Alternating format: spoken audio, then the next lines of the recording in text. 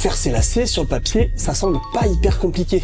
En tout cas, pour 94% de la population. Mais pour les 6% restants, c'est toute une épreuve et ça ressemble plutôt à ça.